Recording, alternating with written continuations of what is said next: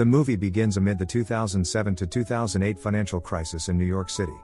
Jeremy, a portfolio manager, along with his colleagues Walt and Tom, is tasked during a board meeting to increase company profits within 3 days, disregarding the best interests of their clients. Feeling the pressure, Jeremy shouts at Walt, and the entire office is seen working hard to meet the urgent goal. Meanwhile, Rosie kisses her husband, Jim Baxford, an armored car driver and former soldier. Rosie undergoes an MRI scan, which shows a reduction in her near-fatal brain tumor, though the gland remains active. The doctor informs them of the situation and recommends hormone injections. Despite their plans for pregnancy, the doctor advises against it due to the high risks. Gene therapy is suggested as a viable option, presenting another challenge for the couple. Faced with financial constraints, Rosie starts attending medical appointments on her own. Jim, determined to support her, provides his card to a nurse and later visits with the medical reports. Through a nighttime conversation with an insurance agent, Jim's financial struggles are revealed, showing limitations on medical coverage. Rosie, overhearing their discussion, expresses her distress, leading to a heartfelt moment between them. Despite her concerns, Jim reassures her, affirming his commitment to managing their situation. The next day, Jim discusses insurance limitations with his armored car business colleague, Sean. Sean and Freddie have a conversation at a restaurant.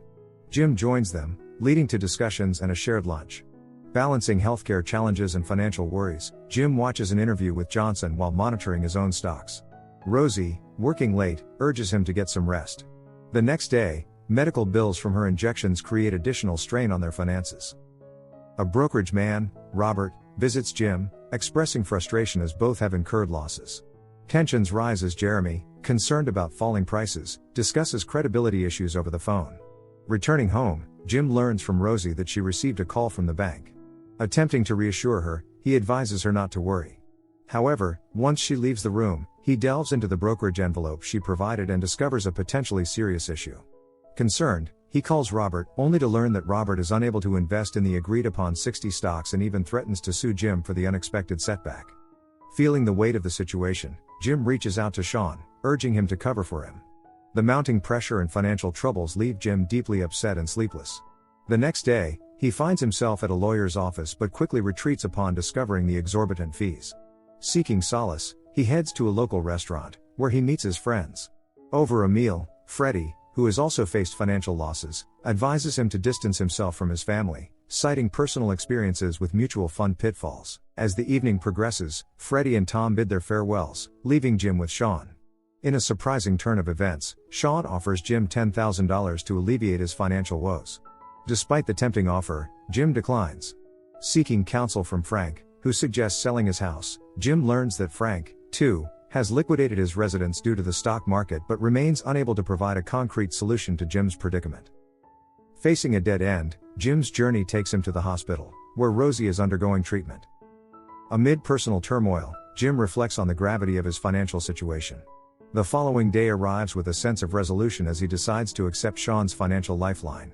He hands over the money to the lawyer, who, in a foreboding tone, warns him about the impending consequences of his actions, promising that Jim will pay for the tangled mess he finds himself in. Jim is left grappling with the repercussions of his choices, caught in a complex web of financial distress and personal challenges. He attempts to meet Marwood, but Myra, Marwood's assistant, informs him that the meeting was not scheduled. Despite Marwood's eventual arrival, he avoids encountering Jim, prompting frustration that culminates in Jim hurling an insult at Myra before storming away in anger. On the seashore, Jim encounters Sean, who reassures him about his financial concerns, advising him not to fret over money matters. Despite Sean's comforting words, Jim's troubled demeanor persists, haunting him even through the night. The next day, he receives a bank collection notice at a local shop. Overwhelmed and upset, he grapples with the relentless pressure, leading to sleepless nights for both him and Rosie. The strain on their relationship intensifies as Rosie, unaware of the full extent of their financial crisis, discovers a bank notice. Determined to shield her from further distress, Jim reassures her that he will handle the situation. She insists on taking charge and hands over the bank notice to him. He contacts his lawyer, trying to absolve Rosie of any responsibility for their troubles, emphasizing that her illness is not the cause. Despite his attempts at reassurance, he heads to the office, where Officer Andy delivers the grim news: Jim must now contribute a substantial portion of his salary to both the bank and a collection agency. In a devastating turn, he loses his job as the company is not willing to trust him with large sums of money, and is handed $90,000 in cash instead of a check.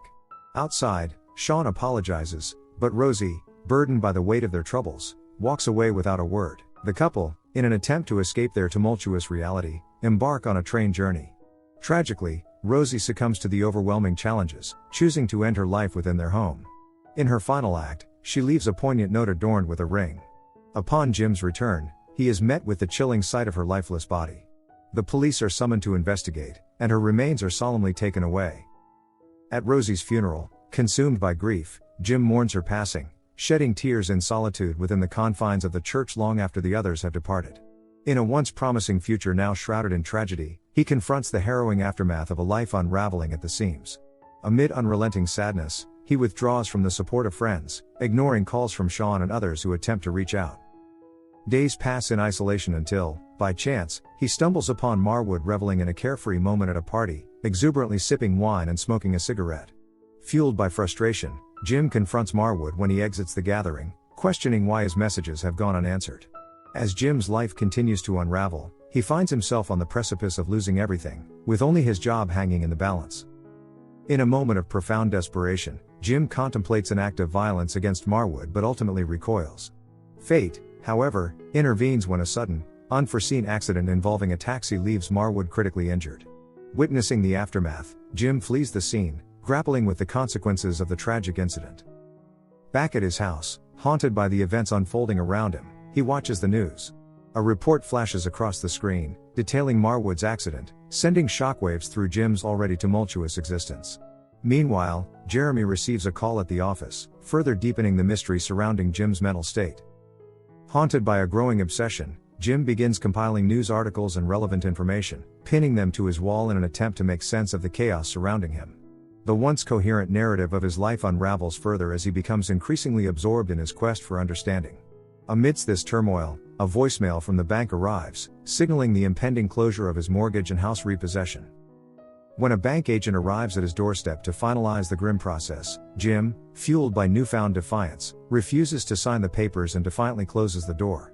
In the aftermath, Jim directs his anguish towards Wall Street financiers, whom he perceives as responsible for the devastation that has befallen his life. Consumed by a thirst for vengeance, he delves into the dark underworld, acquiring an arsenal of firearms and grenades from an illicit arms dealer. Embarking on a chilling one-man mission, he sets out to systematically eliminate the Wall Street bosses who not only robbed him of his wealth but also played a role in the untimely death of his wife. In a chilling revelation to his friends during a casual lunch, he brazenly confesses to being the elusive Wall Street murderer. To his disbelief, his friends dismiss his revelation as a macabre joke, convinced that such a notion is inconceivable. The narrative reaches a climactic crescendo as he orchestrates a daring assault on a towering office building, determined to confront and exact revenge upon Jeremy Stancroft, a heartless and avaricious portfolio manager indirectly responsible for Jim's financial downfall. Seated at Jeremy's desk, Jim lays bare the reasons behind his vendetta, exposing the corruption that led to his ruin, and questioning the morality of Jeremy's actions. The conversation takes a dark turn as Jeremy justifies his deeds, defending them with ruthless adherence to a survival of the fittest ideology. In a tense standoff, Jim reveals a poignant photograph of his late wife, laying the blame squarely on Jeremy for her tragic demise. As the SWAT team closes in, Jim places an empty gun on the table, challenging Jeremy to a deadly game of chance.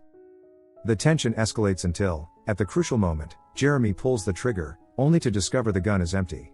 SWAT intervenes, terminating Jeremy's life and providing Jim with an opportunity to escape, under the guise of an innocent victim wounded during the confrontation. Moments later, he stands in the lobby, surrounded by the chaotic aftermath. Treated for a gunshot wound to his arm, he is recognized by his NYPD lunchmates called to the scene, who lead him to the street without uttering a word. Jim walks away, vowing to continue his crusade against white-collar businessmen, leaving an unsettling question lingering in the air about the blurred lines between justice and vengeance.